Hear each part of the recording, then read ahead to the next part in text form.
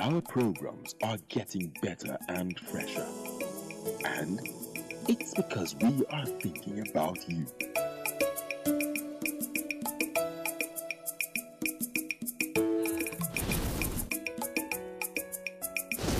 NTA, it's all about you.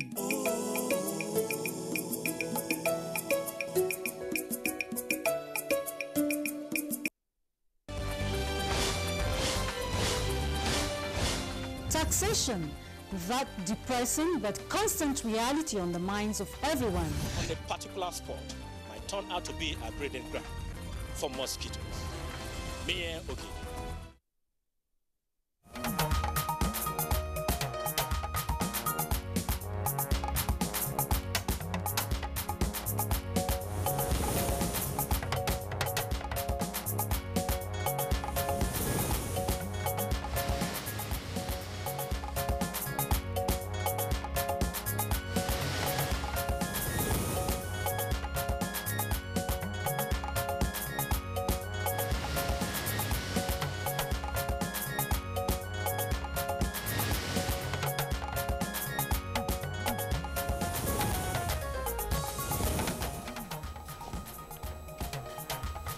Acting President Yemi Osinbajo and President of Ghana meet, highlights role both countries play in West African sub-region.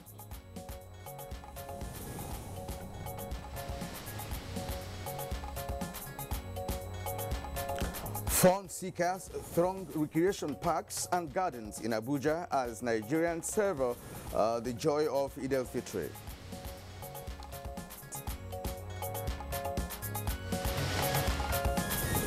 Former President Goodluck Jonathan says unity of Nigeria should be paramount in the minds of all citizens.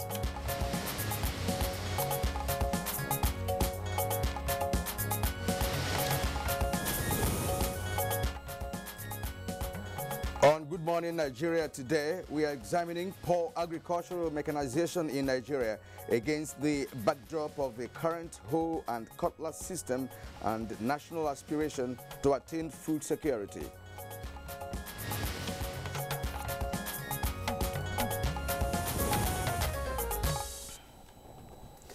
In terms of natural and human resources, Nigeria is one of the most blessed nations in the world. And of course, that she has not been able to solve her problems of food and agriculture is a matter of very great concern. And of course, the reasons for this, experts say, are not far-fetched. But yes, Claire, it is a well-established fact, that Nigeria's agricultural sector employs over 70% of the total workforce.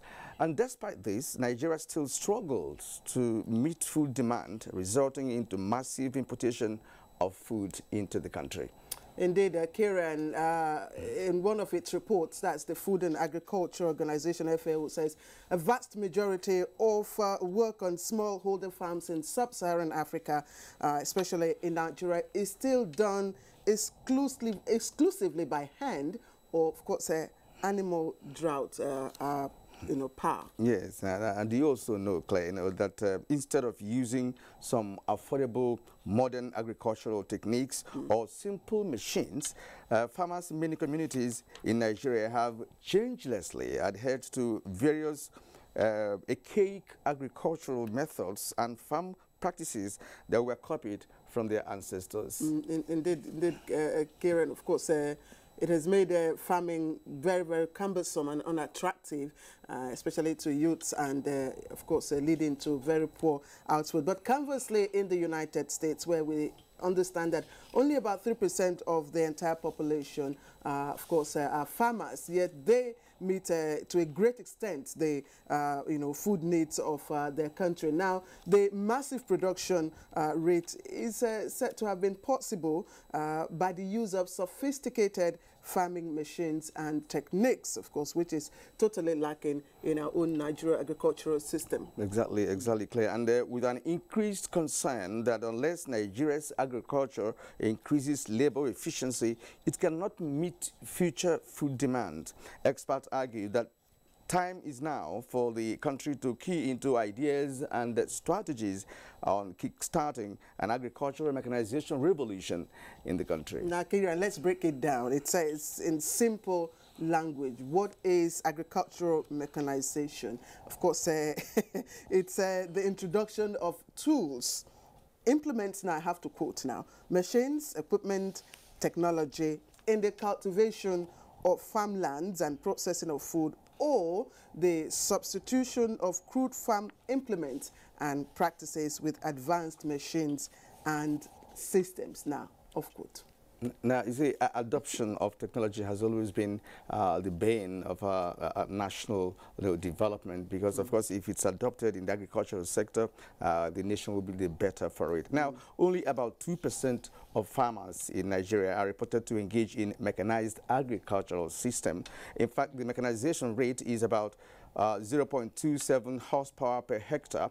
This is far below the FAO recommended rate of 1.5 horsepower per hectare. Indeed, Kieran, most other countries, of course, that are not as richly endowed as Nigeria are doing much, much better. In fact, some of them like Pakistan, Thailand and all that are doing, we understand by statistics, as much as, over 3 horsepower per hectare. But of course, you would ask, why has Nigeria failed to embrace mechanized farming? And of course, there are many factors. Let's read out some of them according to experts. One of them related to land tenure system, poverty, inaccessibility of credit, poor infrastructure, high level of illiteracy among farmers, and the main issue, lack of maintenance or expertise to maintain some of these equipment. And also, experts believe that though these challenges are daunting, they are not insurmountable with the right policies and political will. And the political will is what the Buhari administration seems to have in good measure, especially with its green alternative initiative. Indeed, under that program, Kieran, the government, of course, is partnering, China, Africa Machinery, and implementing what you call agricultural mechanization, which is has involved several states across the country. Some of them are Zamfara, Adamawa, Jigawa, Sokoto, Taraba, and so on. And this will enable them to have access to tractors, to be able to improve their agricultural mechanization initiative. And now, is that the way to go? Well, what has become of local research and development of agricultural machines and tools? What are the policy options and incentives to improve access to agricultural credits? And how can penetration of farm mechanization be enhanced in Nigeria? Indeed, now through the supply of tractors, which of course we understand are supposed to be assembled here in Nigeria, and in credit partnership with farmers, which they will obtain and pay over a period of between 7 and 8 years at a single digit interest rate. Now, these are other questions that we will be asking, or of course we will be putting across to the experts, those who know better, why we are still where we are, of course, when we talk about agricultural mechanization. Once again, this is Good Morning Nigeria. It's reaching you on this second holiday day on the network service of the Nigerian Television Authority. I am Claire Adilabu Abdul Razak, wishing you Yeah. All right, and I am Kieran Umayo, joining Claire, who just back from the Salah holiday, because yesterday you were not here. I was at work all through. Yesterday you were not here. All right, and we're also going to bring you usual, complimentary segments in this show, and that's including newspaper review, business, sports, foreign, and entertainment news. But we are kickstarting actually with the news this morning, and we have a delectable Lydia Bassey as our guide. Thank you, Kieran. I wonder why you both are in black. Happy Salah to you both. Good morning and welcome to the news. Acting President Yemi Osinbajo and President Nana Akufo-Addo of Ghana have highlighted the critical role that Nigeria and Ghana play as the centerpiece of ECOWAS and in the West African sub-region. This was during a meeting by the two leaders at the official residence of the acting president in Abuja. Meanwhile, the Minister of Foreign Affairs, Geoffrey Onyama, has expressed Nigeria's desire to further strengthen and expand cooperation with Tunisia in economic fields, develop trade exchanges, and benefit from the investment opportunities available in the two countries.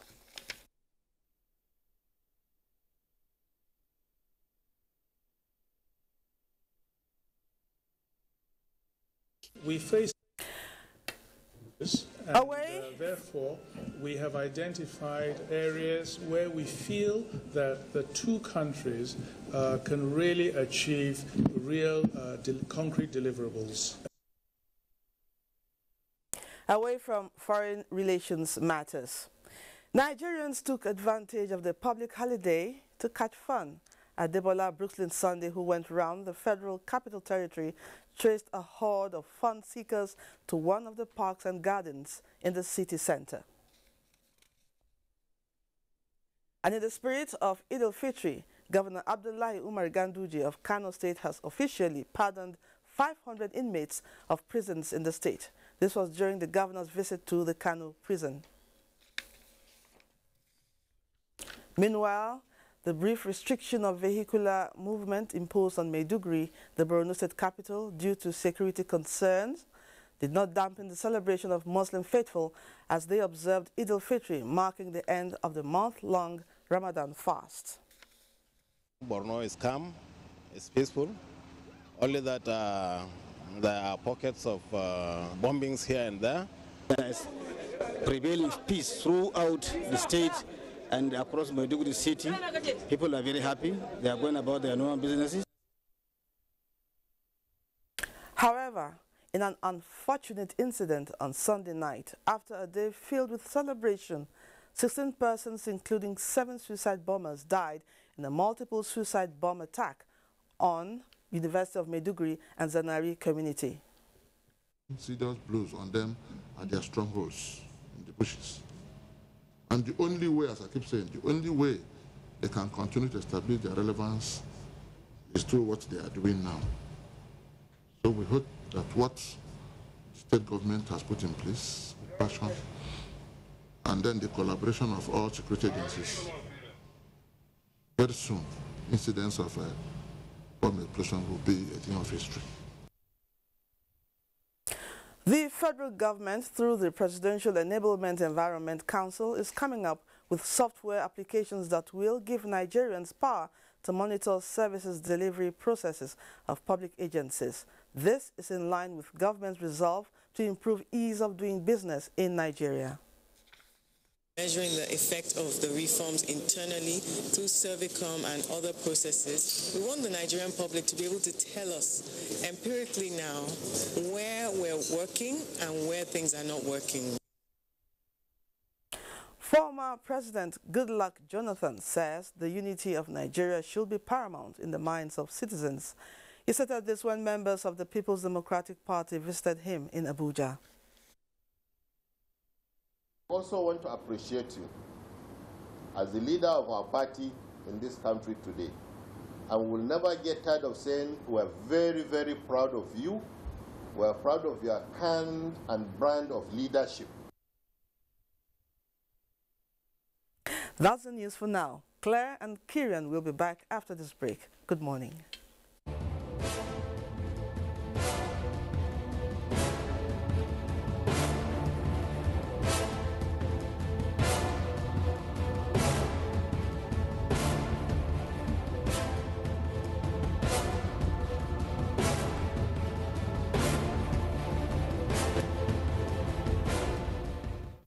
If you hear a bomb explosion or gunshots of an active shooter, that might be a terror attack.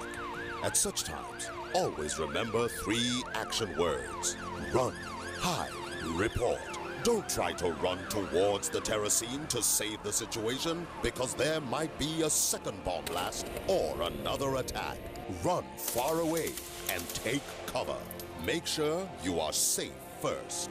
Yes, it is in our nature to sympathize over the hurt, but remember, Only trained personnel can help in such situations. When in a secured environment, promptly call relevant authorities and help will come. For anonymous reporting, call 09630-3250-5 or 0813-2222-106. If you see something, say something. Nigeria, unite against terrorism. This message is brought to you by the Federal Ministry of Information and Culture.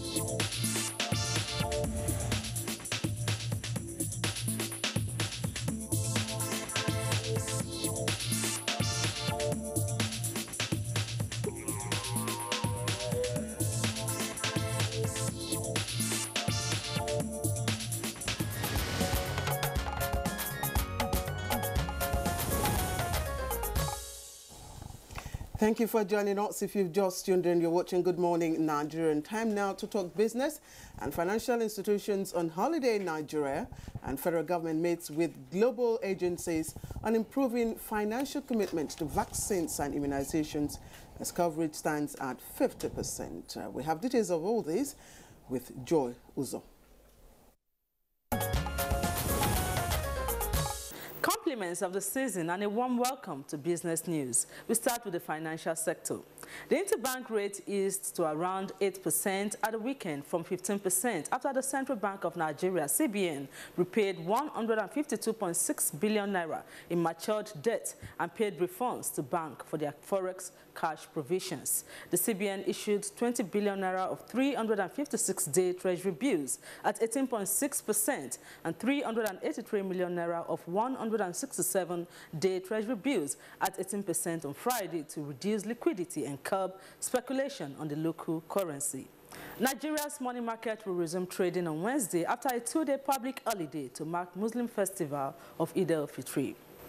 Nigeria will need more investment in vaccines and immunization to boost the Human Development Index of the country.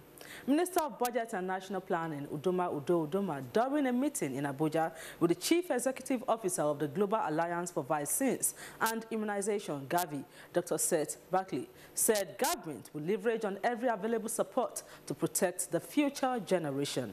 Minister of Health, Professor Isaac Adewale, and Permanent Secretary to the Ministry of Finance, Dr. Mahmood Isadusi, were also in attendance. Of our people, the health of our population, the health of our children is very important to this government. We want to thank you publicly for ensuring that the amount we propose has been retained. Our National Assembly also retained the same. And as soon as disbursement starts, we will approach Minister of Finance to allow us to pay this back up. Professor Adewale recalled the assistance the country had benefited from Gavi, which has crossed $1 billion support over the years. Dr. Barkley, in his presentation, said it became necessary for more investment in the country as Nigeria now has the highest number of under-immunized children in the world, displacing India. A critical priority for the health sector. For every dollar that is spent on vaccines, we get benefits of $44 in return. This compares to infrastructure projects where we see maybe a 1 to 3 or 1 to 4 return. The meeting centered around ways to improve immunization access to Nigeria children. In another development, the federal government has warned chief executive officers of ministries, departments and agencies against inflating their personal budgets for the 2018 fiscal period. The warning is contained in the 2018 Personnel Budget Call Circular issued and personally signed by the Minister of Budget and National Planning, Senator Udoma. The circular was sent to the Chief of Staff to the President, the Deputy Chief of Staff to the Vice President, all ministers, the Secretary to the Government of the Federation, all service chiefs, and the Inspector General of Police. Others are the head of the Civil Service of the Federation, all chairmen of commissions, all permanent secretaries, and heads of extra ministerial departments, and the Auditor General for the Federation. The move is part of the measures aimed at checking cases of ghost workers as well as reducing the rising wage bill, which accounted for about 1.88 trillion naira, or 63% of the recurrent non-debt expenditure of 2.99 trillion naira in the 2017 budget. The minister says since the federal government had commenced the preparation of the 2018 budget, the circular was issued to provide special instructions to all the senior officials of government agencies charged with the responsibility of preparing and submitting their personnel budgets. And that's it on Business News. I am Joy Uzo.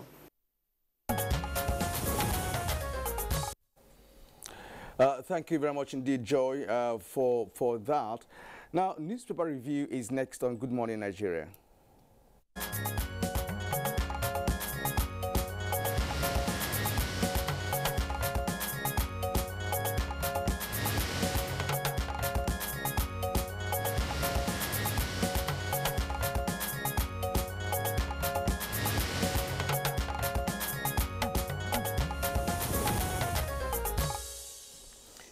And we gladly welcome in our midst this morning Mr. Bayo Atoyebi, who of course gladly and generously availed us with your holidays.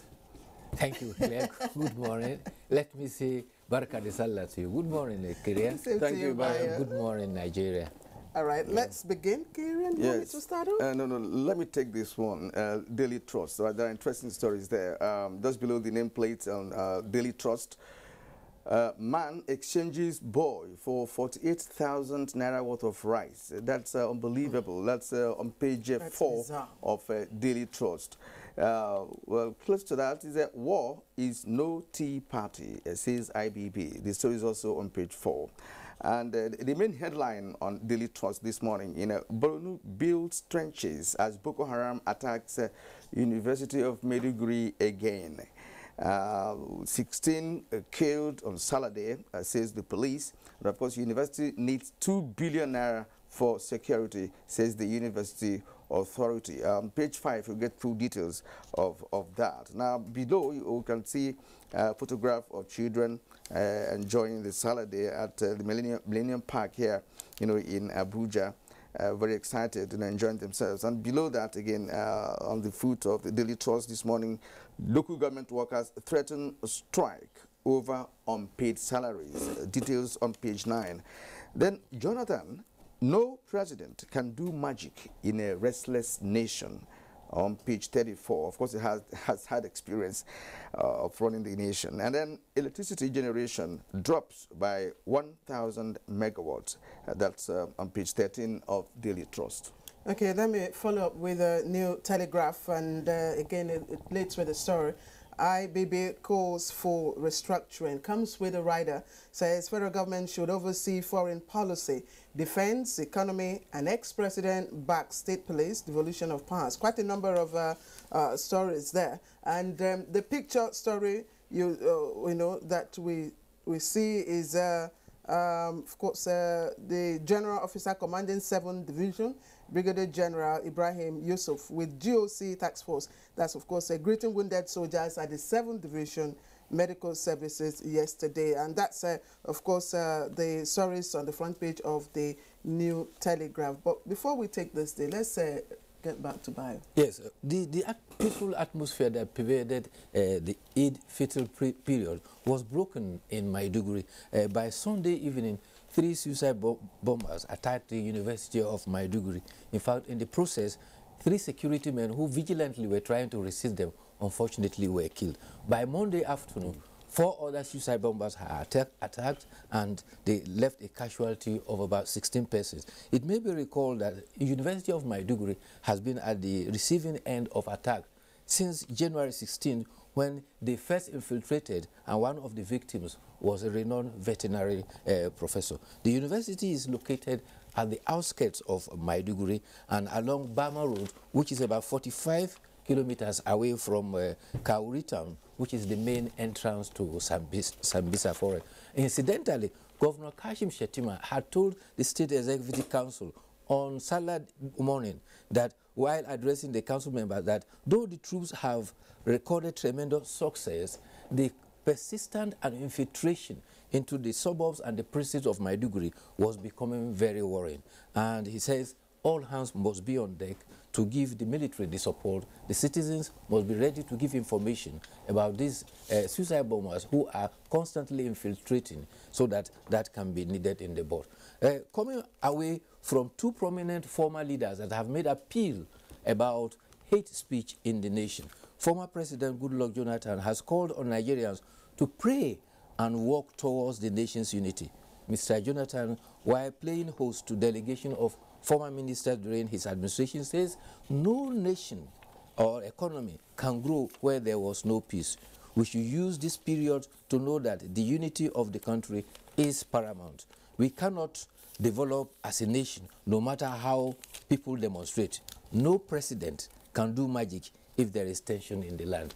Former military president General Ibrahim Badamasi Babangida has also condemned what this day described as ongoing altercation and vituperation of hate across the country. He warned that starting wars or political upheavals come with slight provocation. And he says, recalling his own friends that he says he has made across the nation, he said this was based on character and content and not sentiments of religion and not what part of Nigeria people call for. He advocated for the devolution of powers to giving more responsibility to states. He says even the idea of having federal roots in towns and cities have become outdated. New thoughts are required to strengthen our nationality. All right, Bayo, let's quickly take a look at the blueprint. It has a very, very catchy headline, and of course it says, stop beating drums of war IBB wants. If we can get that, of course you see. Of course, secession, stop beating drums of war IBB wants. You can see the details of that on page 6. There are other stories on the front page of blueprint. If we can, there you get APC's visibility at national level poor. Well, that's coming from the Adamawa Commissioner. But there are other stories. Grazing reserves, you can see that. Yobe provides 2,500 hectares of land to federal government. Now, Navy Bayelsa community partner against oil theft. And just trending at the bottom there, applying 1999 Constitution correctly can resolve agitations. You can find the details of that on, of course, the inside page. Kira, you have another page? Yes. Now, let's look at Punch. Let's look at Punch and see what the paper has on as its headlines today.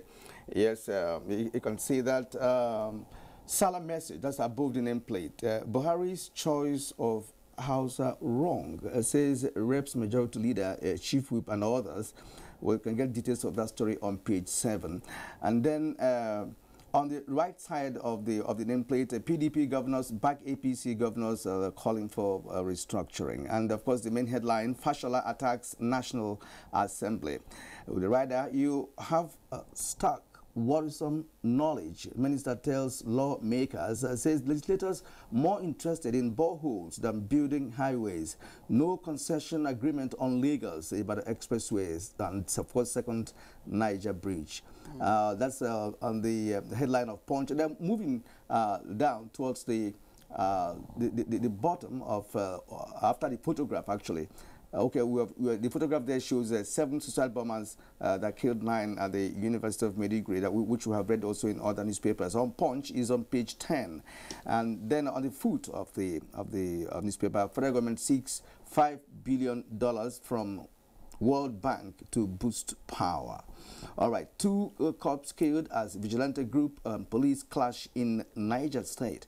And then Army needs Taraba monarchs, local government officials over killings. Well, these are some of the stories trending on Punch this morning. Indeed, Bayo, the main story for me is the one on the blueprint, of course, coming from a former, head of state and president who's seen it all. Quite instructive. Stop beating drums of war. Yes, that was the emphasis former President Ibrahim Babangida emphasized on. And also, former President Goodluck Jonathan also emphasized the same thing. He said there will be no development. There can't be any development, and no president can perform magic in an atmosphere where there's no peace. But let's quickly return to the mood of the nation now, which is that of Eid al-Kabir. Federation of Muslim Women Organization, Form 1 in Bayelsa, organized a family picnic and medical outreach in Yenagua. Hajia Folashate Shitu says it was a program that led to the interaction with residents to show love and charity to all, irrespective of faith. They had a battalion of doctors, medical lab scientists, and they provided routine malaria investigation, hepatitis B tests, urine analysis, and it was open to both Christians and Muslims. And across there in Calabar, the Hausa Fulani community, led by Alhaji Salisu Lawan, has urged Nigerians to live in peace. And he says all religions advocate peaceful coexistence, and without peace, we cannot experience any progress. And he cites himself as an example. He recalls that his grandfather settled in Calabar several years ago. His father had his grandfather had his father, and his father had all his siblings, and all of them have since then been living and have grown up in Calabar. They see the people there they live with as their brothers and sisters, and he called that we all should live in peace. And I think that is a very strong message. Yes, that is key to national coexistence. Now let's get to Business Day. Maybe that's our last paper for today. Let's look at Business Day. And okay, this day is still there. Business Day, Etisalat, Nigeria faces narrow M&A options post-debt default. You need to get that properly, when you get to the page where that headline is located in the Business Day. And then looking in from outside the Business Day Investor Series. Well, these are some of the stories. Let's go to the fruit of that newspaper and see whether we have some stories. Right, Nigeria's stocks in record 1.9 trillion naira half year again. For those who are business inclined, you understand some of these, the kind of language being applied on that paper. Go forward again. Let's get to the food. Okay, and that's all that we have on Business Day. Bayo, I don't know you as a businessman. just before, because we don't have time, I'd also like you to talk about the recent increase in tuition fees. Yes. School fees by 38 universities, over 150%, some of them. Yes, actually, let's start with the stock. I had my hands burned at investing in the stock, but that's notwithstanding, there have been some improvement, and the Business Day is reporting 1.9 trillion gain in stock, which means at least the economy is bubbling and people are beginning to have confidence in investing. 38 universities have increased school fees.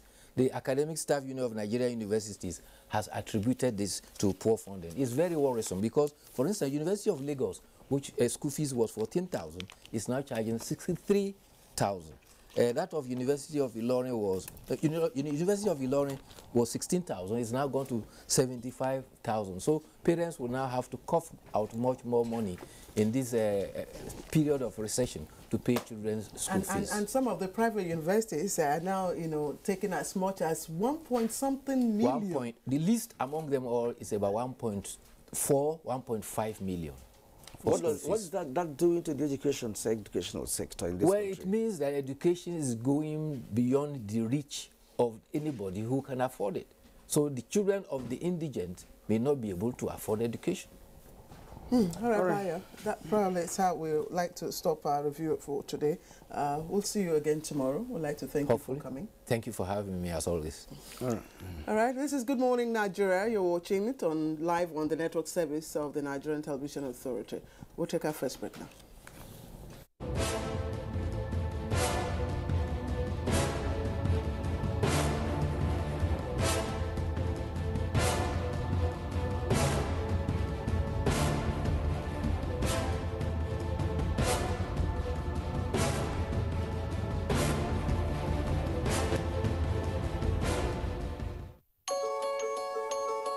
The Future Assured project of the wife of the president, Aisha Muhammad Buhari, is carrying out free medical screening and distribution of food items at various IDP camps while ensuring the economic empowerment of women through training and skill acquisition. In recognition of her efforts, wives of governors have lent their voices and support. In Kogi State, we feel the impact of Future Assured, especially in women and children. The Future Assured program of Mrs. Aisha Muhammad Buhari, the wife of the president, has been very assuring and still reassuring in Sokoto State. It has impacted positively in the areas of humanity, especially women and children. Supports the Future Assured initiative. Email programs@futureassured.org.ng. Future Assured, promoting and protecting the lives of Nigerian women and children.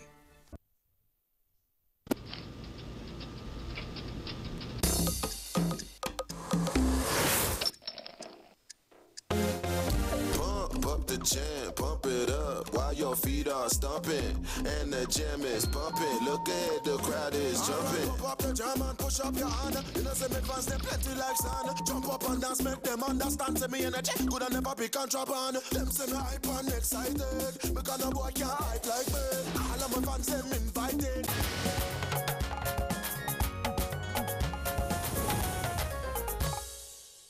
Nigeria is one of the most highly blessed nations in Africa, but it is baffling that she has not been able to solve her problems of food and agriculture. Oyemi Ajayi in this background report takes a look at the implications of low level of mechanized agriculture on food production in Nigeria. The man with the hoe remains the typical description of the Nigerian farmer of today. Report has it that only 2% of farmers in Nigeria are engaged in mechanized agriculture, which means 98% others still farm with the traditional hoes and cutlasses.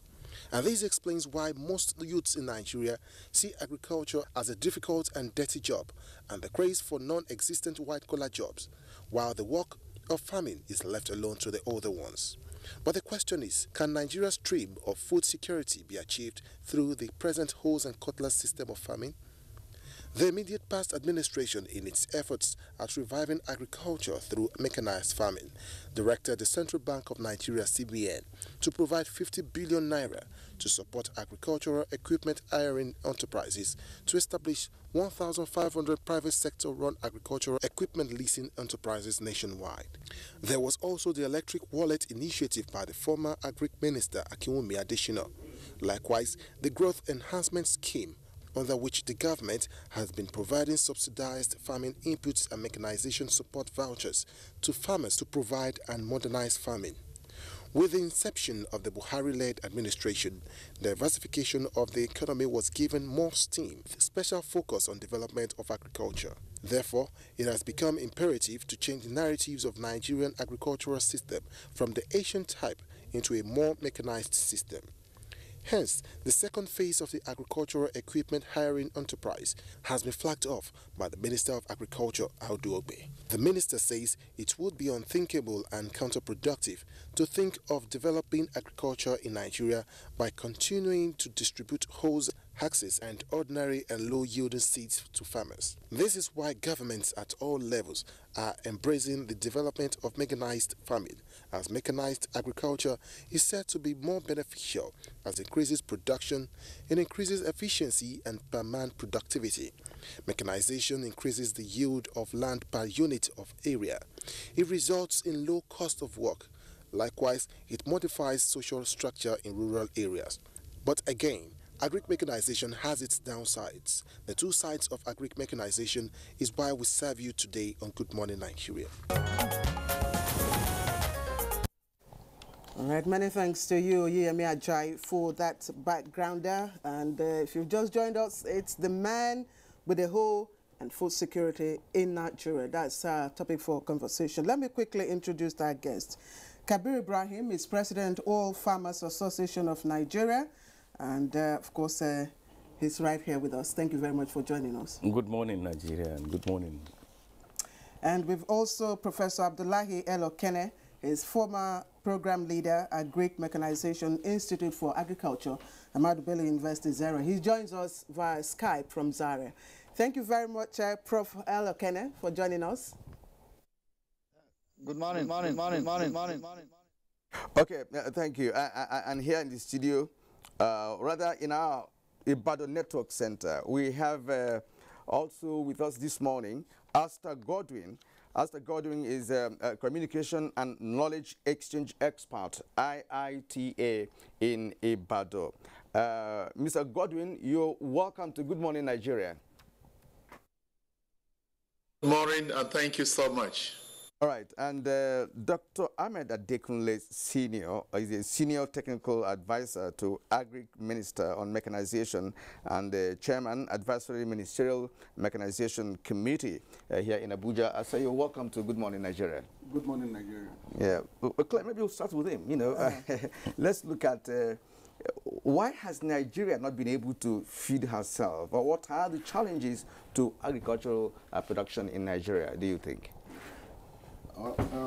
Thank you very much. You know, this is a very large topic, but let me start by saying that we have to look at the system of farming and the style of farming in Nigeria. The system of farming is subsistent, and as a result of that, we have a cash trap, which is funding. The availability of inputs such as proper land clearing, fertilizer, seedling and its application, and most especially extensions. All this put together is creating a problem and slowing the rate of production in Nigeria. Okay, let me take the question to Malam Ibrahim, you know, President of Farmers Association of Nigeria. Despite the fact that farmers all over the world in other climes have moved on, the Nigerian farmer is still described as the man with the hoe. Why have we remained at that level? Well, many reasons. One of which is, and is chief amongst them,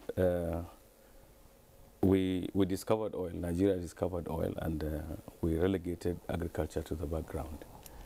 So we saw no improvement and no need to really try to feed ourselves. We relied heavily on oil, and because we were getting money and importing food. But now, thank God, the realities have come to bear on us. The tendency is that we want to look and be able to be food sufficient within. And to that extent, the information that you have today is a lot of mechanization is going to come in. A lot of science is going to come into agriculture.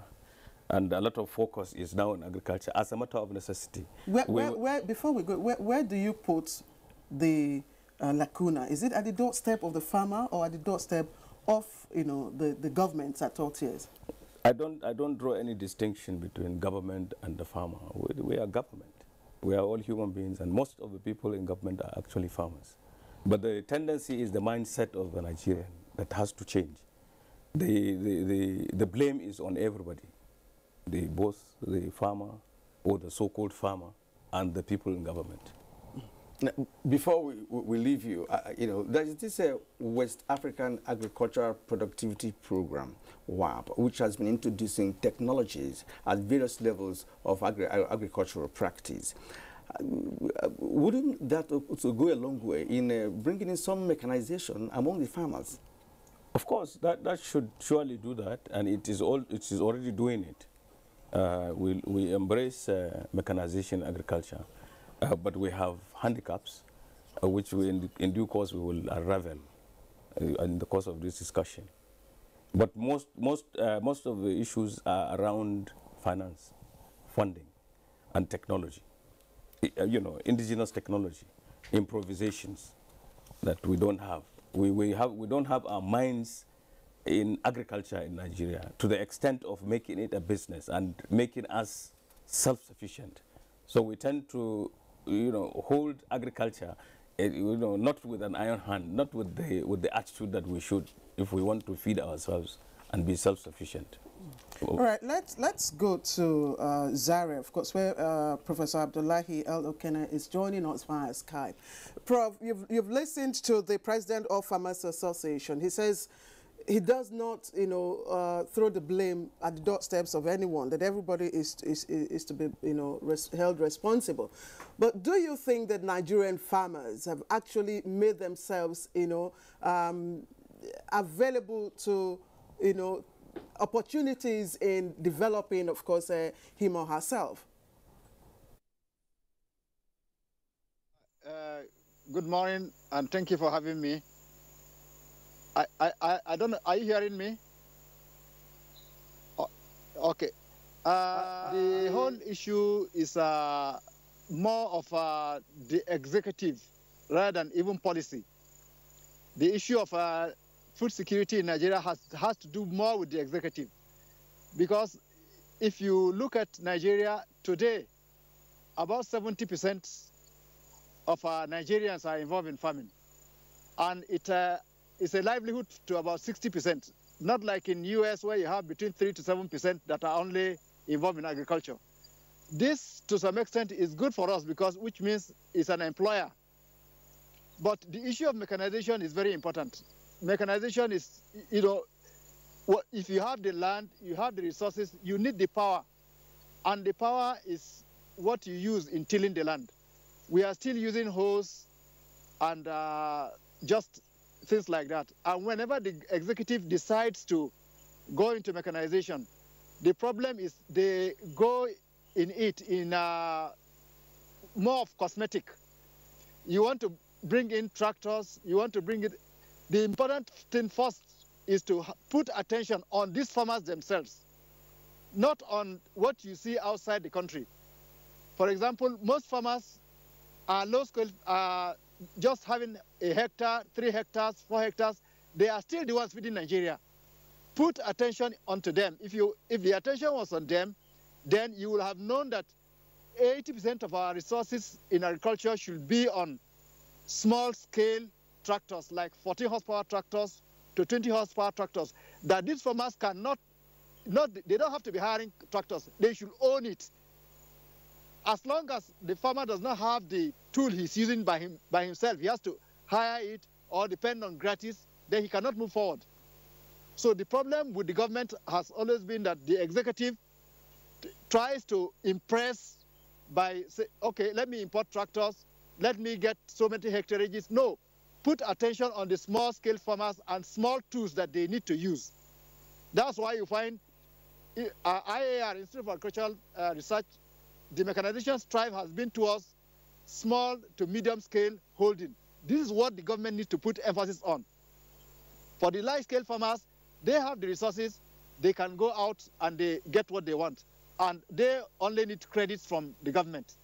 So my own problem is that, yeah, you can have good seeds, you can have good fertilizer, but how do you expand your hectareage? How do you make sure the farmer is not suffering? How do you make the young graduate to be able to say, okay, let me have 5 hectares. Can I make something out of it? If he can, he will do. So the issue is the executive should pay attention more on the farmers that are on ground, not on the farmers that don't yet exist. Thank you very much. We'll return to you in a short while. But now let's go over to Ibadan, where we have Asta Godwin, a staff of IITA. Mr. Godwin, IITA has been partnering with Nigeria for decades. What, in your opinion, is the reason why the nation has not been able to mechanize its agriculture?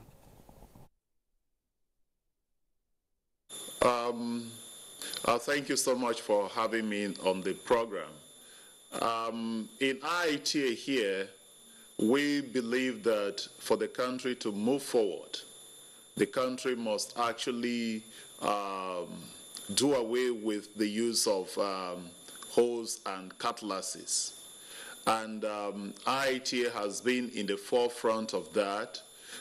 We have seen mechanization in the context of the whole value chain. So if you look at cassava production, for instance, what we have been able to do is to see how we bring in machines, but not just bringing in machines. What we do in IITA is to bring the local expertise to look at what we have here in IITA and see how they can develop a Nigerian version. And we have done that successfully because we've seen that in the past, what government does is to bring in machines where you don't have the local expertise. But what IITA has been able to do over the years is to bring in machines, get the local expertise, then adapt those machines to the Nigerian context. And this has been successful. Today, if you talk about the Nigerian cassava flash dryer, this was something that was brought in from Brazil, and we assembled the Nigerian engineers across the Federation, and we were able to build a Nigerian version. Today, when you talk about cassava flour, it is possible because many Nigerian expertise are here, producing those machines. That is one. So, for us to get it right, we must do mechanization in the context of the Nigerian environment, which is very key. Two, today we have simple mechanical tools that are now within cassava farms. And this is very simple.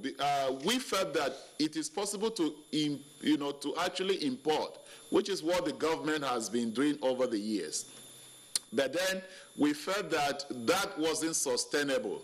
So through a project known as Cassava Weed Management Project, we were able to bring in some simple weeders, arrange the local experts here, they dissected those machines, look at it, and today we have a made-in-Nigeria weeder in cassava. So what I'm trying to say is that if we look at mechanization, we should try to put mechanization in context. Can we actually produce the machines? But if we put mechanization in the context of importation of these machines over and over, that will not be sustainable. And this is what we have seen, because when government officials travel, sometimes they see machines, they love them, they bring it in, and then you don't have the local expertise to actually maintain and sustain these machines. So these are some of the things. And then our context, most of our farmers are small scale. So you don't bring machines that are so big. If you calculate the ROI of bringing very heavy equipment and giving to small-scale farmers who don't have the capacity to actually maintain those, that will make the program not to be successful. And these are some of the things that we see happen. If you go to the ADPs, you see big machines that were imported, but then, again, no expertise to actually maintain, no places to actually get the parts when the machines break down to actually replace. So mechanization must actually be done in the context of the people, in the context of the resources that the people have themselves, resources in terms of capacity of maintaining those equipment, then the capacity of actually procuring those machines and even the parts, then that will be sustainable. Esther Godwin, you've actually fast-forwarded our conversation to, mechanization. You've raised some points that we will, of course, take one after the other as the conversation progresses. But let's again, clearly lay the foundation for, the position we are at the moment. And that's why I'm coming back to Dr. Adekunle. Some other countries that are not, as well endowed as Nigeria in terms of natural resources, in terms of human resources. U.S., for instance, we understand that U.S., of all the population, it has just about 3% of them are only farmers, and yet U.S. is able to meet her food requirements. Here is Nigeria. Every part of this country you find, farmers. So why is it that with what we are not able to, meet our food requirement? Thank you, Claire. I'll go around what the first speaker said, Prof. and Godwin from Ibadan. Let's look at it from this angle in terms of mechanization. If you go to America, you see an American tractor. If you go to India, you find an Indian tractor. If you go to China, you see a Chinese tractor.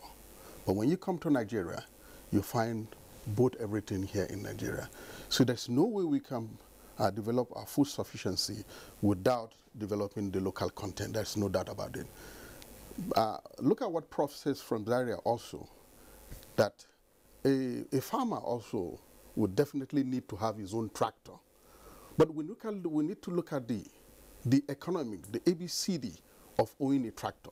Because you see, where we miss the content here is that we always look at the applied engineering without looking at the economy of owning a tractor. So coming back to what I'm saying, I agree with Godwin. We have to develop the local content, but there is an immediate need for us to develop our own mechanization value chain. So in as much as we want to develop our own local content, we have to embrace bringing other machinery from outside because we have to face the reality. All right, the reality is this. Coming back to your questions, that you answer, America and India and others. If you look back at the history, Chairman Mao, when he came, the first thing he did was to provide food for his people. And what they embrace is mechanization. So food sufficiency will definitely take us back to mechanization. And let me pause you. Mechanization, we will come to give a vast definition of mechanization, because the general understanding of mechanization will be the use of simple implements, tractors, as you have said. But it does go much, much deeper than that to include maybe scientific, applications, like, of course, the use of some satellite imagery and all that. But this is another level in the development of agriculture, which presupposes commercial agriculture. And we are not yet there. What we are still practicing is subsistence farming. So is it right at this point in time to still talk about mechanization while we are yet to develop our agriculture to commercial level? Absolutely. We have to do that. We have to mechanize the farmer that owns 1 hectare to 2 hectares. But that will not lead us to where we're going through. Mechanization is better applicable, do you understand, when we have open land. We don't have that. Our land ownership of all our farmers ranges between 1 to 2 hectares, and they are not accessible. So because of that, we cannot even take the tractors or the equipment into the field to work very well. However, if you look at the cost of the tractor itself, the application of it, the extension, because we miss one area, there is an extension knowledge in area of mechanization application. Until that is looked at, the tractors in the field will not be able to work perfectly all right to yield what we are looking for. So we need to look at that area very well and see how do we make use of the equipment that we have in the field to produce to exact tonnage that we are looking for. You see, we cannot get to the point of commercial agriculture without mechanization. This can't just work. And you cannot divorce agricultural sector from other sectors of national economy, because we're dependent on importation of these equipment. So says demand in Ibadan. Now, my question is this: we have been talking about tractor hiring schemes in this country, oftentimes, but I have had experience of witnessing prototype machines produced by research institutes across this nation, and nobody had worked towards, commercializing them, because we're talking about local content for us to be able to maintain those equipment, for us to be able to sustain mechanized agriculture. Now, in the direction of green alternative initiative of the Federal Ministry of Agriculture, what do you think should be done with respect to ensuring that we indigenize some of these machines for our farmers to adapt to it and use it efficiently? Okay. Now, we're in the Federal Ministry of Agriculture, we're running an agriculture equipment hiring enterprise. It is a scheme that delivered mechanization to farmers at farm gates without the farmer necessarily owning the center. When we're putting this enterprise together, it comprises of 5 units of tractors or 3 units of tractors with other harvest and post-harvest equipment, threshers, plow, and ridges. Now, if you see a prototype, I have not seen a prototype of tractor in Nigeria. I've not seen a prototype of power tiller in Nigeria, but I've seen a prototype of threshers and the weeder that Godwin talked about in IITA.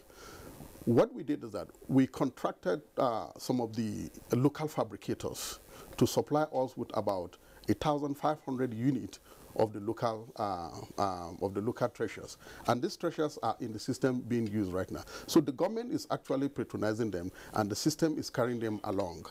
Well, there is a structure in place right now to work with Bank of Industry and the Ministry of Agriculture and Income, the Center for Agricultural Mechanization. You know, I'm sorry, Dr. Dikula, I'll pause you for a while. You know, we'll get to that part where we get to know what government is actually doing in terms of its role in this aspect. Let's bring in the president of all farmers. We said earlier on when we started our conversation that the Nigerian farmer is still being seen as the man with the hoe and of course machete.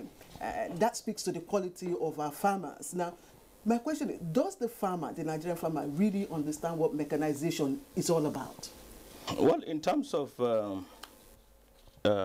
prosperity, yes.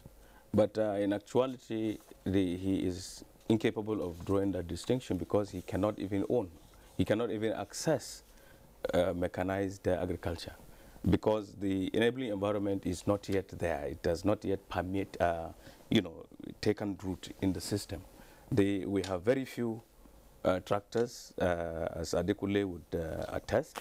The horsepower per hectare in Nigeria is hardly 0.31, which means that if you take the hectareage that we have inadequate power to really provide the impetus for production.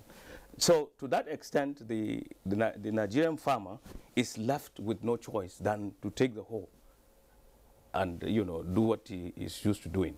But coming out of that, I think now that we are getting value for what we produce, the farmer himself will make effort to acquire some form of mechanization, and that is coming.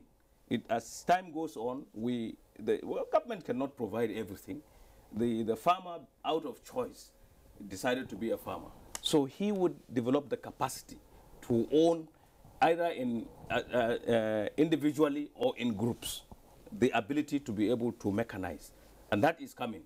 And I would elaborate as we go. We have had cooperative societies among the farmers for over the years. And now that we're talking about mechanization, most Nigerians may not want to believe that some farmers do not know what mechanization is all about, but they cannot have access to the implements that will improve their farming technology. Now, what are you doing as an association? You've been into this for a while now, and you're a farmer. Right. Is there any way you are educating the farmers and, of course, ensuring that they have access to what would make them enhance their production capacity? I started by telling you that as far as Nigeria is concerned, there is no clear distinction between the people in government and the farmer, because we had alternatives and we relied heavily on importing even food. Today, there are so many things that prevent you from importing. The currency, the strength of your currency is one, and then the farmer is getting value for their produce, and therefore agriculture is becoming more lucrative to partake in. Therefore, there will be serious investments even from the farmers to be able to do that. So mechanization, even, you alluded to the example of the United States. 150 years ago in the United States, the population of the farmers is about 70%. It is now about 2%. Why has it become that? It's not government that produced everything. Government created the enabling environment, and people imbibed that culture and decided to be farmers, and then they got into commercial agriculture. Therefore, they reduced the number of people involved in tilling the land by mechanization. And this is what is going to happen in Nigeria. It has happened everywhere in the world. If you take Japan, for instance, I was telling you about the power we have per hectare is about 0.31. In Japan, it's about 7 horsepower per hectare. And Japan is able to feed itself. And it has a very large, small land mass. They are doing intensive agriculture.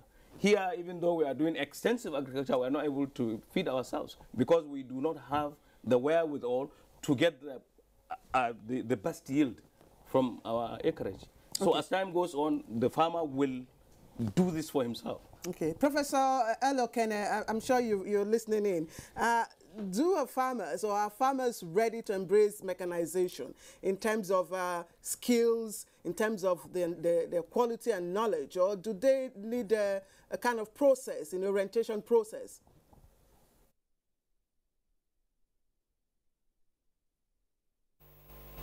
Are you hearing me? Hello? Can you hear me? Prof, go ahead. Go ahead. We can hear you.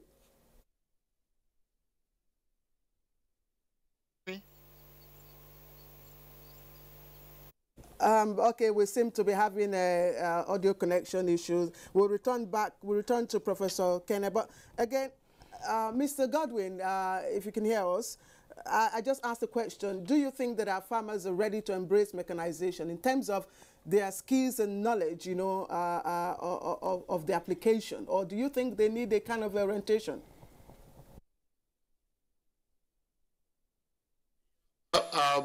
For the farmers here, it is becoming clear that today in Nigeria, we are beginning to have a new set of farmers.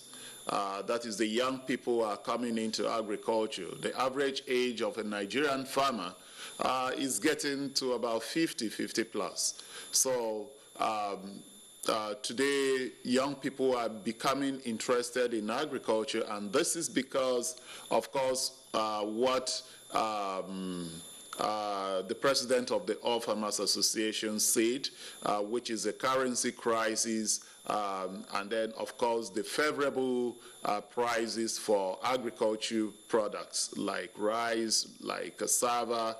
So young people are beginning to get interested into agriculture. But there is something that we need to do. And what is this? We need to deliberately scale out some of the technologies that we have, you know, to farmers. Because yes, we keep importing, but I believe that we have a lot of technologies that are on the shelves in the universities, in the different research institutes that are there, which can solve our problems. So we need to see how we can scale out some of these technologies so that farmers are now aware of, you know, these, you know, tools that they can actually make use of. That is very important. And then we need to see how we can engage the private sector in the whole value chain. Because, yes, there is a saying that government has no business being in business. So how do we attract the private investors to come and invest in agriculture, and such that the hiring schemes, for instance, they can be handled and actually managed by the private sector. That would be one way that we should begin to think about. Basically now what you have most common is the hiring of tractors. That is one thing that majority of people think when you're talking about mechanization, then it is tractor. But mechanization actually transcends the hiring or use of tractors. It also involves, as I said earlier, the use of simple machines that can help women and children to actually weed their farms. It includes, making machine, for instance. It includes machines that can help people to actually produce their cassava or process their cassava better. And several of these technologies are in our institutions. There must be a deliberate and there must be a conscious effort by all of us to see how we can promote these technologies so that farmers are aware of them and they, actually have access to them. Then I think lastly from my end here, before I pause a bit, we need to see how we can provide the financing so that farmers, either through individual farmers, but more importantly, through the cooperative groups, they have access to finance that they can actually be able to procure some of these tools and be able to use them. All right, thank you very much. Let's return to Professor Okene in Zaria. Professor Okene, you can always talk to us if you get our question clearly, because we can hear you clearly. So this time around, I'll take you back to the question asked to you earlier on by Claire, in which she talked about the preparedness of the Nigerian farmer to adapt to mechanization. Are you certain that farmers in Nigeria are prepared to take to technologies available presently in terms of their knowledge and skill? The Nigerian farmer has no problem in adaptation. If you look at Institute of Agricultural Research in Zaria, for example, every year we have an annual review program where farmers themselves come to, they attend, they see the technologies we have, and they are willing to adopt. But generally, these technologies can be costly. And what I am saying is that Nigeria is an executive country where the executive powers are huge. Most of the finances are residing within the executive arms of the government. The government should endeavor to do one thing: look inside before going outside. If you are to ask the minister, have you attended meetings, research review meetings done in his country? He has not. He doesn't know what he has in his country. Then why do you go outside? There are a lot of things today that people are going outside to look for. Ministers are going outside. Government officials are going outside to look for that are already in the country. Like the IITA man said, we have done a lot of research work. Despite the very meager resources given to the universities, researches have been done, things are sitting on the shelf, farmers are interested in it, but the cost is not on their side. And what the government should try to do is know that majority of these farmers are middle-scale farmers, having just 5 hectares and below. And they should attract the interest of the government first, before talking of large-scale farming. Because this is where you solve 2 problems at a go. You solve the food security problem, and you also solve the unemployment problem. If you take processing, for example, talk of maize threshers, talk of guinea corn threshers, talk of even weeders and the rest. Some of these have been developed in the various research institutes, particularly in the university-based research institutes. But the government themselves go outside without knowing what they have inside. It's just like you want to grow your child from outside. No, you have to grow your child from inside with the mother first before you go outside. So the problem in Nigeria is not that we don't have the wherewithal, we don't even have the technologies. The ones we have, we're not even using. Well, all the time when you go outside. So look, if you're talking of tractors, tractors start from 14 horsepower to up to 200 horsepower. Bring the 14 horsepower inside to up to 20 horsepower that the farmer can afford. That is less than 4 million naira. The farmer himself can get loan and can afford. If you look at our irrigation today, the farmer himself goes to the market, buy his own irrigation pump. Let the farmer be in charge of his own equipment. Hiring will not work because the farming in Nigeria is based on rainy season. If I want to weed my farm today, I need my tractor today to work today. I can't go and say I want to hire. The hiring person will tell me, okay, come tomorrow. Then the moisture will become too much. So the issue of tractorization in Nigeria is that we have to look at small-scale tractors like 40 horsepower, 20 horsepower, complete with the equipments like the planters, the weeders, and the rest. And like what the IITA man said, when Nigeria was given enough money to research institute, we used to import ourselves what we think are good equipments, then modify it and make it to be suitable for us. We have done that in the past where we bring it Kubota tractors of about just 12 horsepower, made it available to farmers. But today, the problem we are having is the interest of the government is just, you want large-scale farming. Large-scale farming. What of your own farmers that have been working on the farm and are still using hose? What are you doing about them? What of your farmers that are still threshing with your hands? What are you doing about them? What your research institutes have a lot of research outputs there. You have also income for the government there with research outputs. They should be patronized, and the government should pay attention to these research institutes. So that's the only way we can move forward. also put that same question to you, because we do know that the government at the state and at the federal level have really been showing enough, quite significant support to farmers in terms of partnership and, of course, access to loans. But as an institute, beyond what you said you do, what have you been able to do to, expose your farmers, to these new technologies? What research findings have you been able to, to come out with? Our best to attend. We also hold our own fairs. Like I told you, we have annual review meeting, like this year's annual review meeting. The House of Rep in charge of the agricultural sector was there. But we need also the government people to be there, the credit people to be there to know what the farmers require. The farmers want some of them that are able to buy, they purchase. Some are not able to purchase, but whatever you do in the country, you need the assistance of the government. You cannot just say, when we are talking of food security, remember that if you don't have enough food in your country, no matter the profit you have, it is meaningless.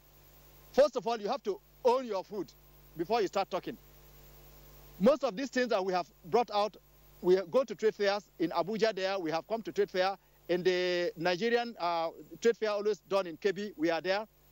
Also, we hold our annual review meetings. Despite the meager resources the government gives to us, we do all this. But it is important for the government to pay more attention inward, rather than just thinking of importing cosmetic things. You go outside, you see big things, you say, oh, we want to bring them inside. That will not solve our problem.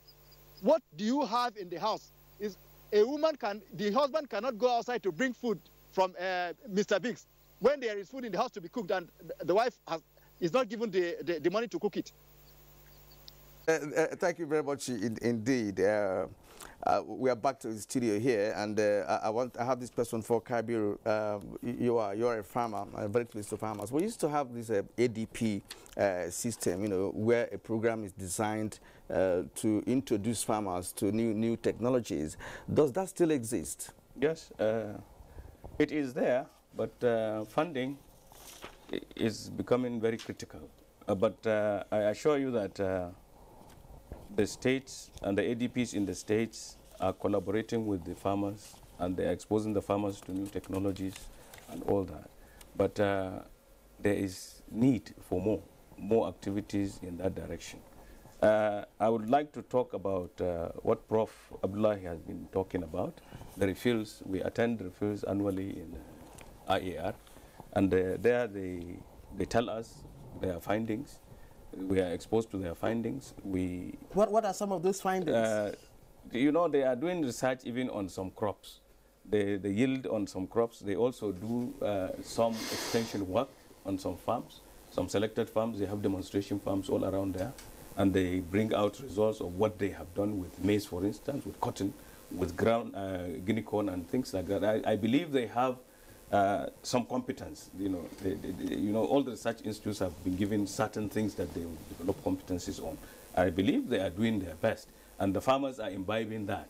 But he has mentioned one thing that we have harped on for a very long time, that there is inadequate funding for the research institutes. If that can improve, I believe they will do more. Okay, let's get back again to Dr. Adekule. Earlier on, you talked about fragmentation of land, which is a major, factor in mechanization process. Right now, Nigerian farmers don't have access to that. What we have are small holding farms. So, what is government doing towards that? Thank you very much. When you come to the land tenure system, it's a very complicated subject, and we have to go through it slowly. Now, I would like to use this opportunity right now to say that I rather provide solution than complain. What government is planning, we have a program called FEGAL, PPP. It's the Federal Government Land Development to do with the private sector, where the state, the state and the local government own the land. Federal government doesn't own land. So the federal government is proposing to the state government and the local government that, all right, we have 1 hectare, 2 hectares. That is very difficult for us to really fully mechanize them, in as much as they are the one feeding the nation. But at the same time, if we want to go into smart agriculture, you understand, whereby it is fully mechanized and easy, return on investment is guaranteed, we have to open more land.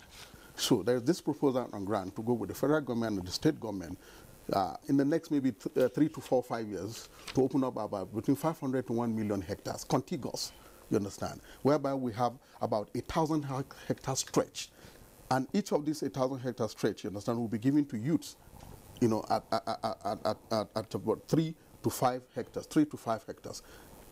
Funding will be made available along the value chain. When I say value chain, that is from production to finishing and market. So federal government right now, we have this proposal on ground, and we're looking at it. We're discussing with the Union Bank, we're discussing with First Bank, you understand, to see how that can be funded under a private sector framework with the state government. Okay. Now, I would like to talk about what Prof says in terms of mechanization, you understand, in terms of research institution.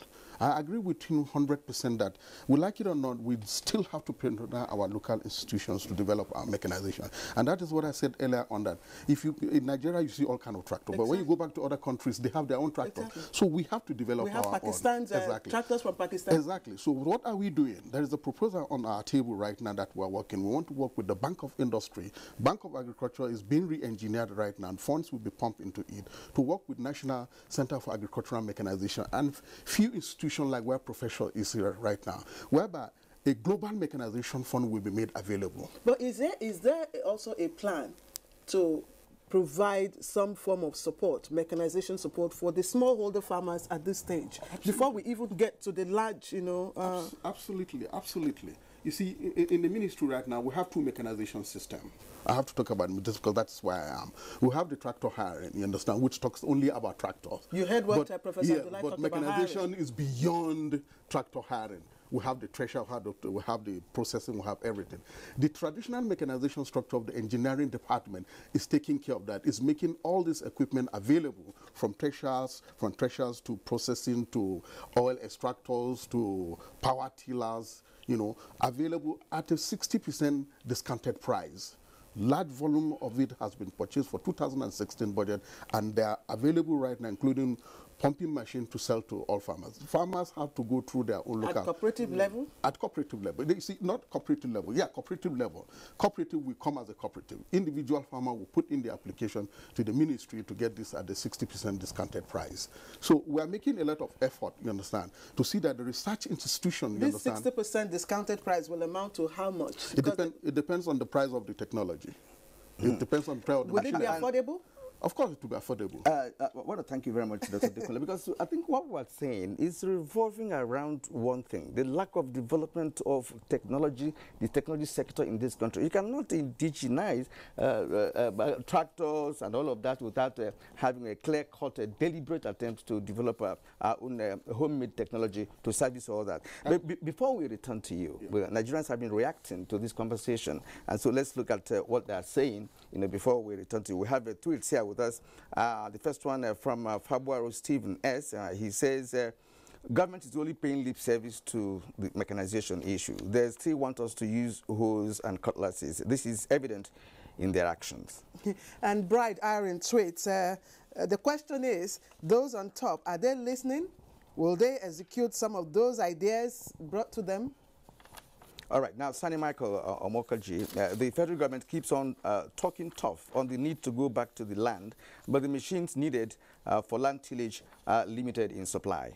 Now, Dele Jack Solomon tweets, to change the unsavory image of Nigerian agriculture, it's imperative to adopt an appropriate level of engine power agricultural mechanization. Innocent Yawel says the mechanized system of farming is gradually reaching the rural people, but local government should assist in educating the farmers on better ways. And Festus Akimboyewa tweets, government should now encourage mechanized farming now that petrol dollars are scarce. The government should urgently invest in mechanized agriculture so that small and medium-sized farmers will not be forced to abandon agriculture. And Sani Michael Omokoji once again says, Dr. Ahmed, sir, do you think government has provided enough machines and technology to aid agricultural revolution in Nigeria? All right, those are some of the tweets. Of course, that have come in. We expect you to send in more. Of course, your suggestions and comments. We'll take a short break now. When we come back, we'll continue with our conversation.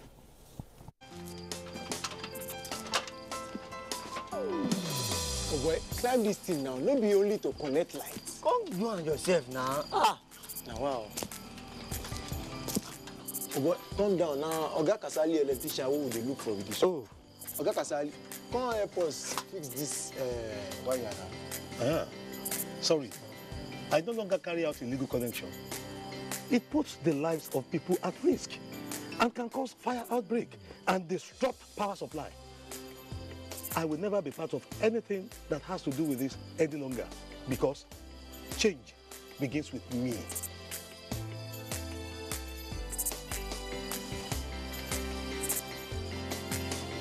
Oh boy, letting him talk makes sense.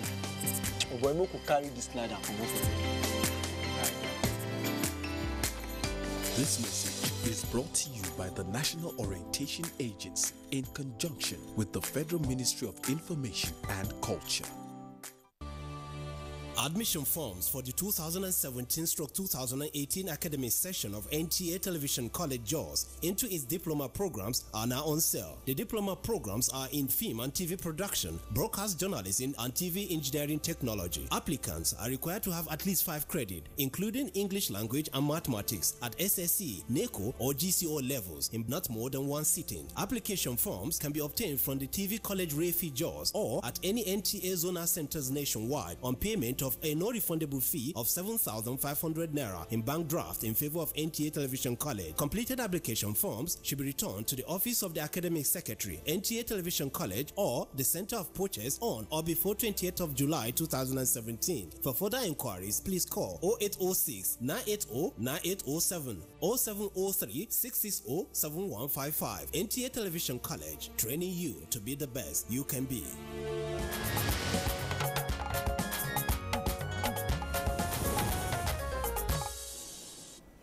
And we're discussing the man with the hoe and food security in Nigeria. Of course, we have a very competent guest here in the studio, but let me take my question to the All Farmers Association of Nigeria President, Kabiru Ibrahim.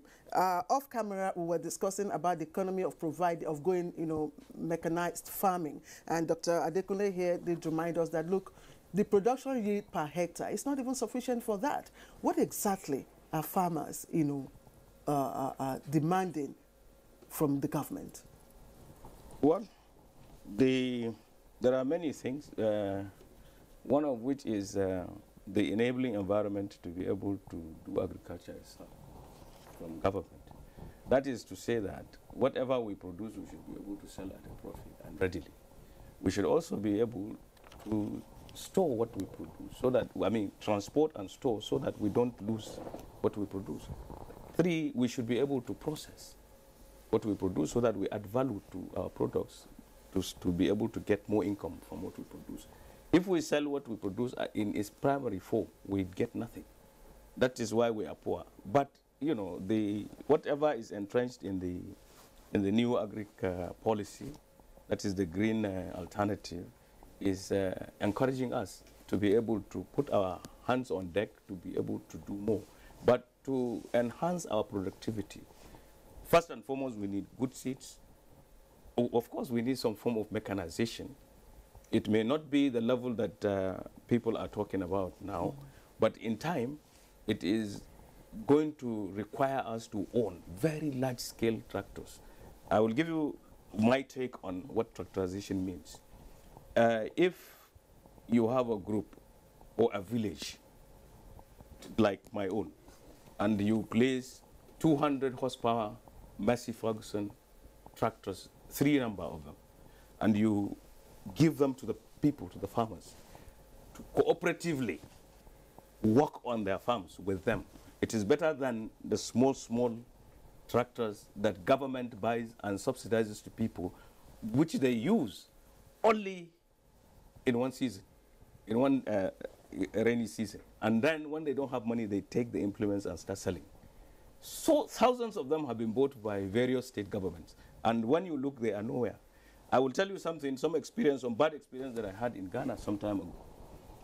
I saw small tractors. These small tractors, I think they were brought into this country by the Jigawa government under one governor. And all those tractors found their ways to the West African coasts. People were selling them off. And when I saw them in Ghana, I asked what they were, and somebody told me, whispered to me that, look, these things were bought from Nigeria. So this guy or the governor then bought thousands of them. And because people have no money, the farmers had no money, even when they got them, they now sold them off. So today we don't have that. And I alluded to one thing, that we have been 0.31 horsepower per hectare in Nigeria, which is grossly inadequate for a nation that is 100% or almost agrarian. Now, I'm interested in what one of the things that you mentioned here, that's the processing of agricultural produce in Nigeria. Now, because the question to you was, what do you need? What do farmers need from government? Now, with respect to that aspect, would you now think that government should be the one engaging in the processing, or is there any way the private sector could be part of this process? But I always subscribe to less government in doing things. Government itself cannot do these things.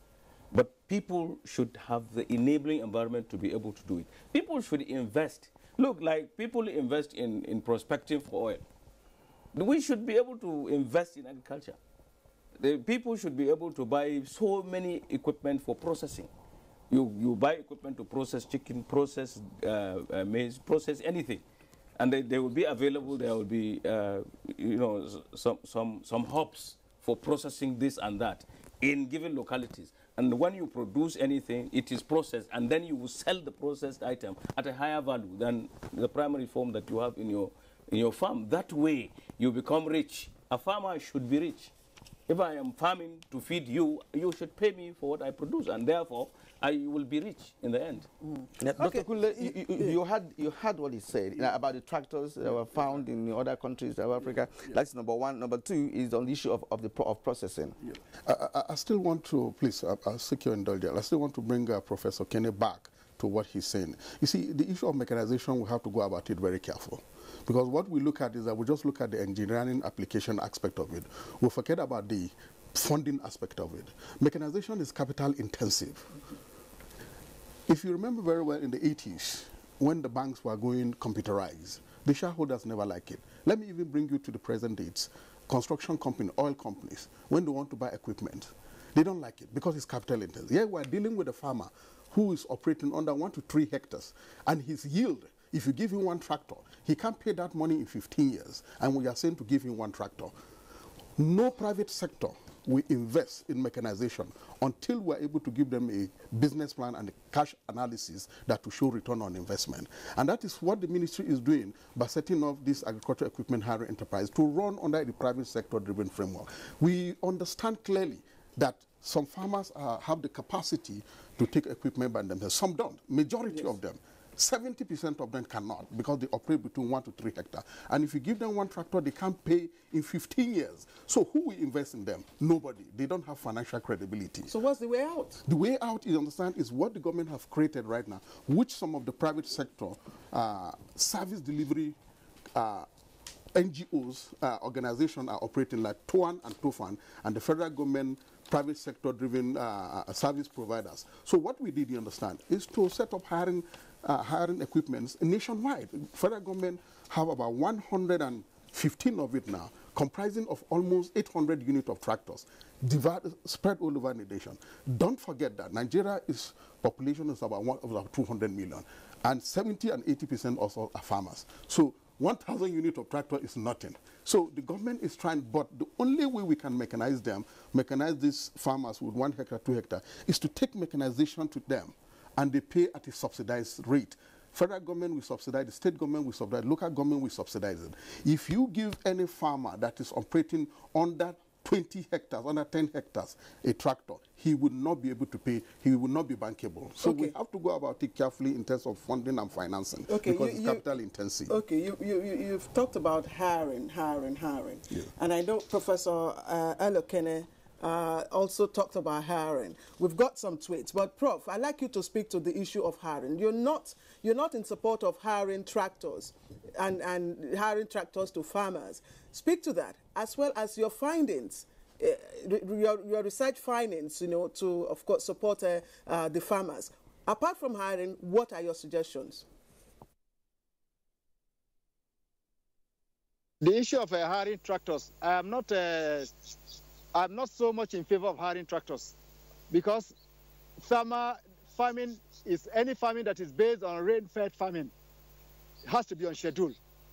And in trying to hire tractors, if you have a disappointment from the hiring firm, you have a serious problem. That's why you hear me saying that we should look at small-scale technologies. We have tractors that are 14 horsepower, 15 horsepower that we have tested here, and they work, and farmers can afford. Any tractor that is smaller, is lower than 4 million naira, 6 million naira, farmers can be assisted to purchase. So if you want to hire tractors, yes, you can hire, but there is a danger in it that some of the operations on the farm may not be on schedule, and any schedule that is missed, it has disastrous effect on rain-fed farming. So let the attention be more on getting equipment, technologies that farmers can own themselves, either through loan or through long-term repayment schedule, whatever it is. And like I've said, the big-time farmers, they also can own their tractors, the large-scale tractors they need to have. So this is it. But with respect to IAR, we have worked on, weeding tools using animals. We have worked on using small, horsepower prime movers to thresh. Like we have threshers that can thresh maize up to 100 bags in less than an hour, and all these are there. And we have succeeded in most of these things. We also have dryers. I had IIT discussing about flash dryers. We have dryers that can dry tomato, can dry most of the vegetables that you need to dry, and these have been tested and they are working well.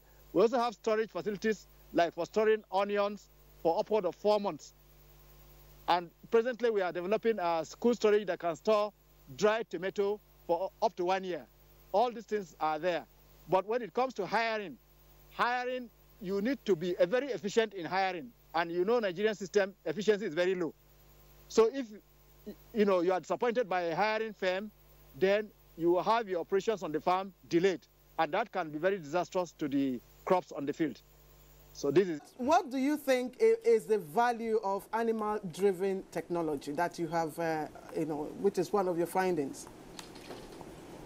What do you think will be the value of the animal-driven technology that, of course, which is the outcome of some of your researchers? Drone tools are still very useful, because if you come to the savannah here, a lot of farmers have bulls. Even you have blacksmiths that produce the tools themselves. Like even weeding tools are produced here in Zaria by blacksmiths. We don't have to do it. After we have finished, some blacksmiths themselves, they do it. And in the savannah, animal attraction is very valuable, and it is working well. So, and purchasing, even hiring the animal attraction here, bulls of animals, some people are just specializing in hiring it out during this farming season, and they make a lot of money from it. All these are areas government can liaise with places like NAPRI that are breeding animals, to breed animals that are strong and are cheaper to be owned. So Nigeria should pursue technologies from all the levels, from the hand, from the animal, from the tractor, and from even the automatic farming. We shouldn't just limit ourselves to one area.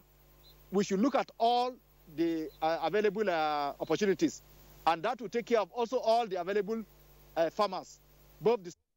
All right, I'm reminded by Kieran here that, of course, the animal-driven technology is indigenous, and that's the way to go. Kieran, that's your belief. Not just indigenous, because what Prof has said is very, very apt, because tractorization is just one aspect of mechanization, because we have development of high-yielding seeds and all of that, so when you plan to have more yields, it's very, very important in mechanization, because mechanization, you always yield food, enough food for you to eat, and of course, export. Right. Now, let's go to what Nigerians are saying. So far, we have more tweets now. Claire. Yeah. Tony E.A. Says federal and state governments are not ready to help the poor farming system. Poor farmers don't have money to buy existing farming materials. Okay, now Al-Hassan Ilya tweets, very interesting topic, God guides. But again, let me quickly take Kieran. Clifford Ago Goisi tweets, what does the man with the hoe need? Now that's the question. He needs a hoe that gels with his physical component. He needs good roads to get it to his farm. He needs appropriate tools that will help him produce yields in plenty. These tools needs do not necessarily have to be imported. They could be produced locally. Now, Bello Sabo says farmers are ready to embrace mechanization. The only challenge is that the implements are not affordable to most farmers. Governments can acquire these implements and allow farmers to use them on credit and pay after harvest. Implement supply must be adequate. All right, and Bello Sabo tweets, farmers are ready to embrace mechanization. The only challenge is that the implements are not affordable to most farmers.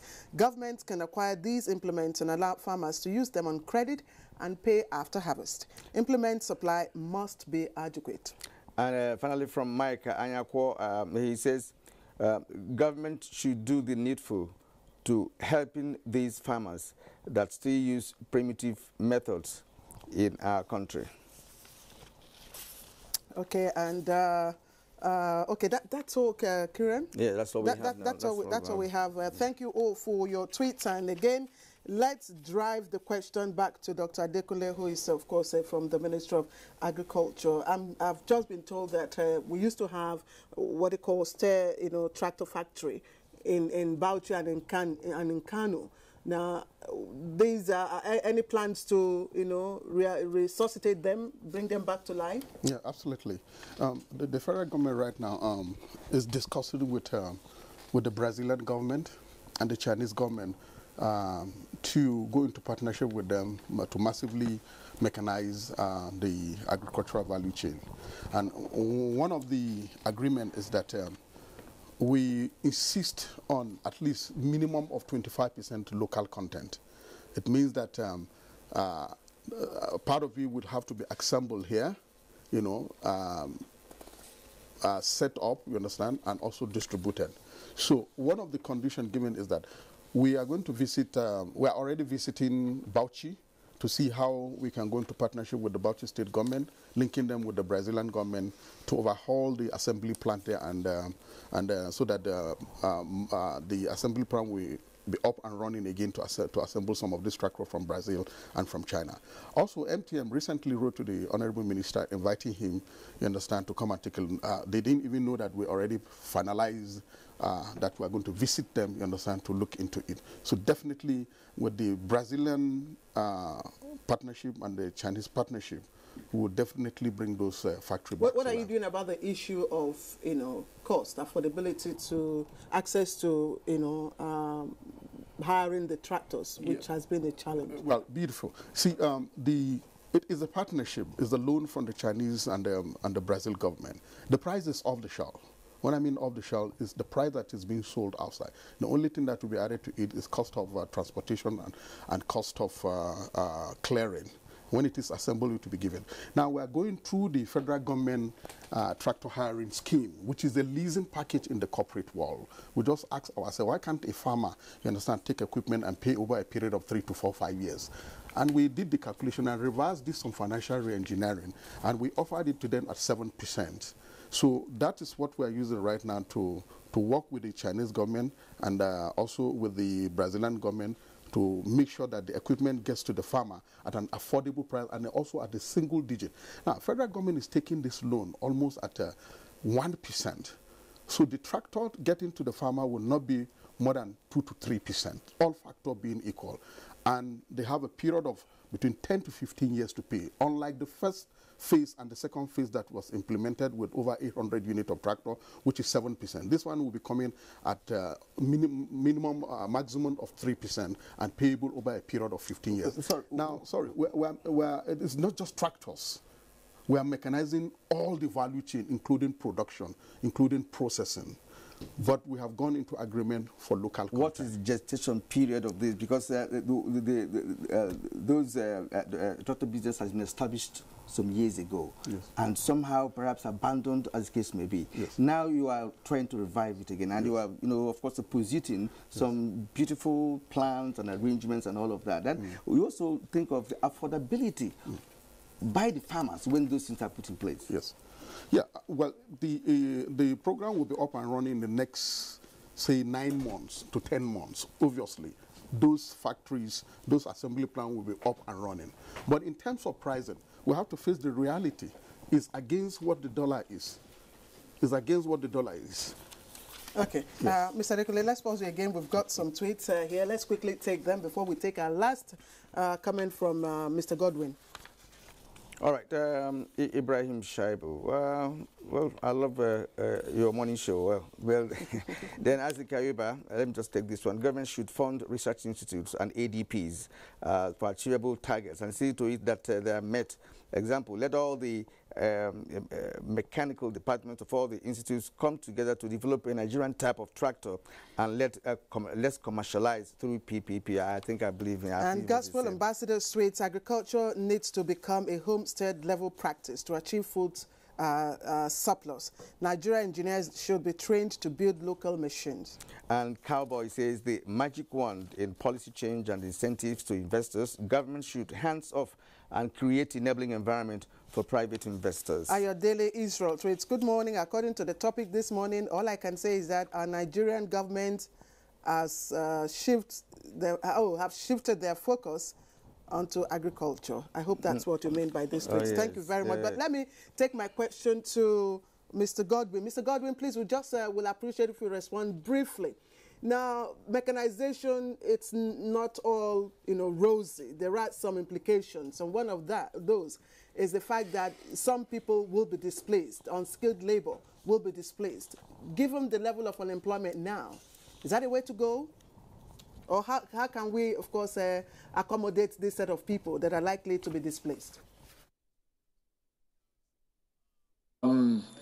At the moment, as I said earlier, you have the average age of a farmer in the bracket of 50 years, and the young people are not willing to go into agriculture if we still maintain status quo, that is using the hoe and machetes.